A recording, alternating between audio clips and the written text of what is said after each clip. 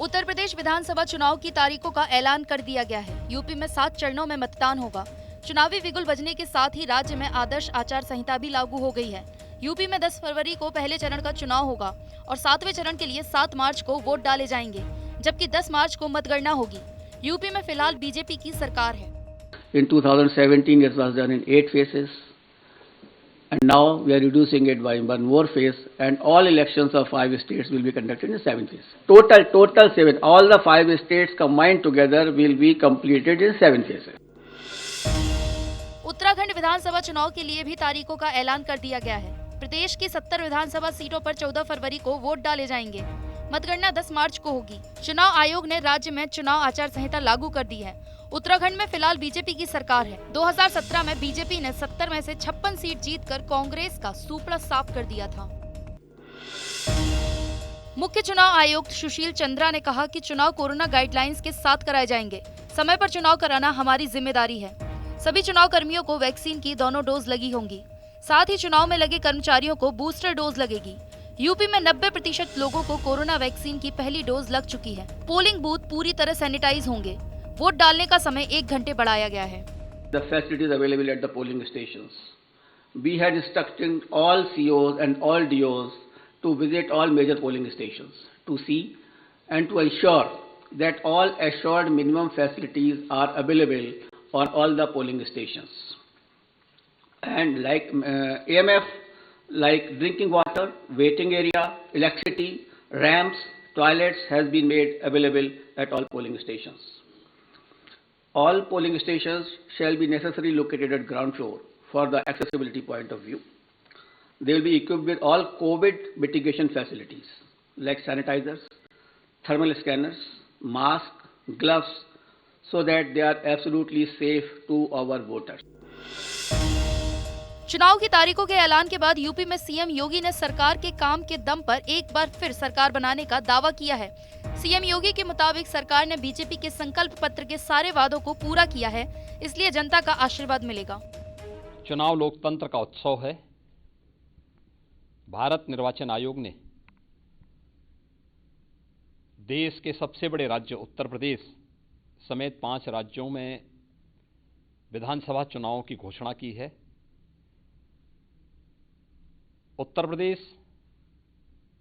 पिछले 5 वर्षों के दौरान प्रधानमंत्री मोदी जी के मार्गदर्शन में, उनके प्रेरणा से बदलाव और विकास की एक नई राह पर चला है। नए भारत के नए उत्तर प्रदेश में लोकतंत्र का ये महापर्व का हम हृदय से स्वागत करते हैं। 10 मार्च 2022 को जब उत्तर प्रदेश विधानसभा चुनाव के परिणाम आएंगे तो भारतीय जनता पार्टी प्रचंड बहुमत के साथ जनता जनार्दन का आशीर्वाद प्राप्त करने में सफल होगी। इसमें कोई संदेह नहीं होना चाहिए। समाजवादी पार्टी अध्यक्ष अखिलेश यादव ने चुनाव की तारीखों के ऐलान का स्वागत किया है। अखिलेश यादव ने कहा कि राज्य में अगली सरकार समाजवादी पार्टी की बनेगी और 10 मार्च को बीजेपी की विदाई की तारीख है। इलेक्शन कमीशन ने जो तारीखें दी हैं उसका स्वागत करता हूं, बधाई देता हूं। और उत्तर प्रदेश की जनता को बहुत दिनों से इंतज़ार था कि कैसे इस भारतीय जनता पार्टी से पीछा छुड़ाएं। आज इलेक्शन कमीशन की तारीख आने के बाद हर जगह खुशी का माहौल है कि एक ऐसी सरकार जिसने किसानों को धोखा दिया, नौजवानों से झूठ बोला, रोजगार मांगने आए उन पर लाठी पड़ी, व्यापारी अपमानित हुए, बड़े बड़े सपने दिखाए गए, लेकिन इनका हर वादा जुमला निकला। इनके सांसद कूटे गए, कल इनका विधायक कूटा गया, कई विधायक गांव नहीं घुस पा रहे थे।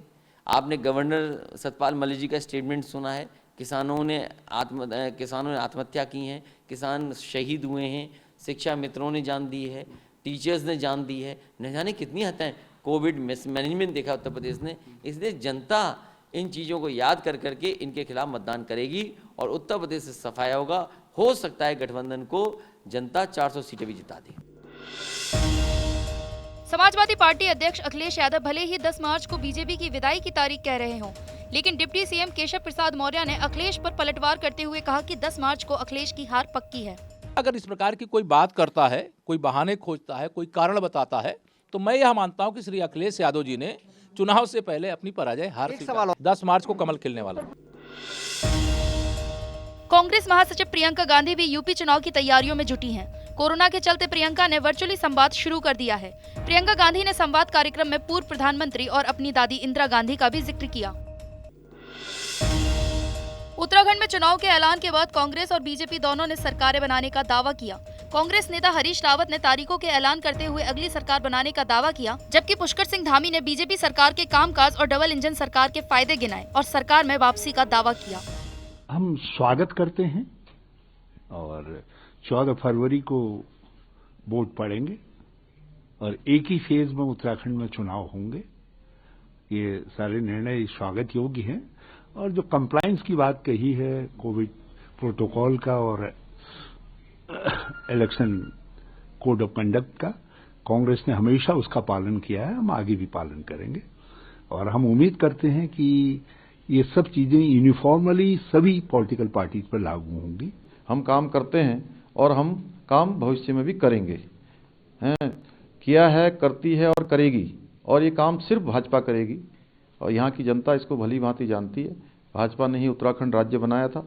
आज अटल जी ने जो राज्य बनाया, उस राज्य को केंद्र में आज माननीय प्रधानमंत्री नरेंद्र मोदी जी के रूप में संवारने का काम हो रहा है, आगे बढ़ाने का काम हो रहा है।